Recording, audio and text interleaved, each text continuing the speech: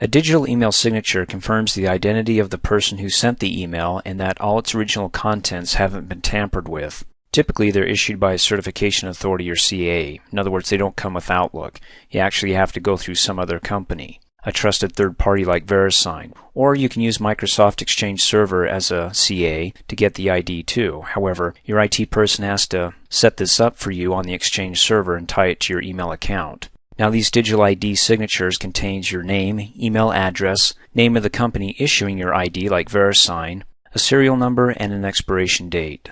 Once you create your email and attach this digital ID to it, it can't be modified without removing the digital ID first. So when you send off an email to somebody, and let's say it gets intercepted by somebody else, then in order for them to make changes to your email or to mess with it, they have to remove your digital ID. So if the person you're intending to send it to gets one without a digital ID, then you could actually tell them not to trust that because it may have been tampered with. So if you're going to go through a third party and not use your IT person, if you're set up on a Microsoft Exchange server, like a third party like VeriSign, let me maximize the web page here.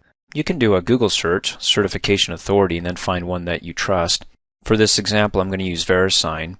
All I have to do, instead of looking through all their products and services, I'm going to click in their search box and type in digital email signatures and click search. And there it is, digital IDs for secure email from VeriSign. Click on the link, and the price for 1 year is $19.95. And it's good to note here that it works with Microsoft Outlook.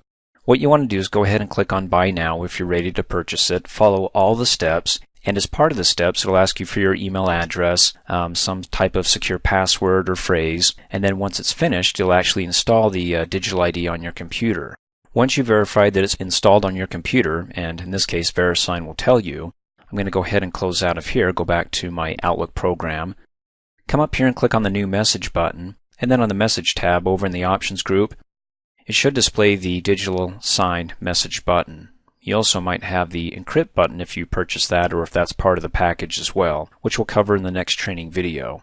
Now if you don't see the Digital Sign Message button here, and you followed all the steps that in this case VeriSign told you to do to get this set up, what I did to make it appear, let me close out of here, is went up on the Tools menu, down to the Trust Center, to the Email Security category, and I checked Encrypt Contents and Add Digital Signature to Outgoing Messages. This forces it, in this case, to put it on or within that Options group. This also means that every new email I create will automatically digitally sign it and encrypt the message. Now, I don't want it to be on every email message, but again, to force it in to that Options group, I had to check these buttons first. And then click OK, click on the new mail message, and there they are. They're both selected because, again, I set the defaults to always have them on every time I create a new email message. So I'll go ahead and close out of here, go back to my Trust Center, to the Email Security category, and uncheck both of them, and then click OK. And then, of course, when I create my new email message, they're no longer selected, so they're not going to be applied to every email message I create. I have to manually select it here.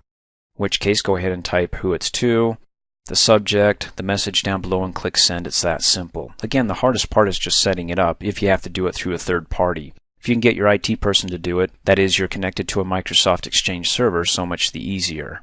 Let me go ahead and address this to K. Heffernan, hit the Tab key. Subject can be about contracts. Now, even though this isn't a message I digitally signed, nonetheless I want to show you what happens when I click send, because what I've done is when I set this up through VeriSign, I added an additional security feature. Because if anybody can come in and log into my computer and use my email here and sign it, even though it's not really for me, they went ahead and used the feature, that wouldn't be good, right?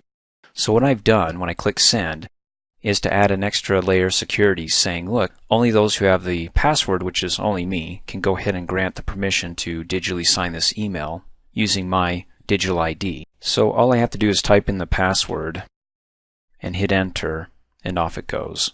Now I want to show you what it looks like when somebody sends us a digitally signed email message here. Let me go ahead and click on send and receive, and there it is. You can tell that it's digitally signed because it's got that little red ribbon here next to the email message. Also, if you double click to open it up, you can see it over to the right here as well.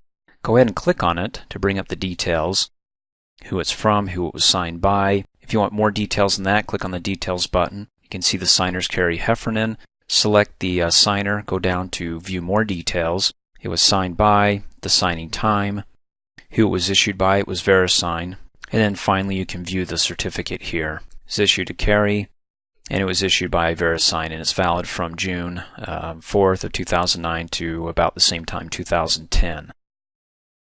So yes, I would go ahead and trust this message here from Carrie, that it was from Carrie and it hasn't been tampered with, because if it was, this digital ID would be removed. Thanks for watching. Hey, as a quick reminder, if you like my video, please give it a thumbs up. You can also click on me and subscribe to my channel, get notified of the latest videos, and for only $2 a month, you can have access to all my Microsoft Office training videos.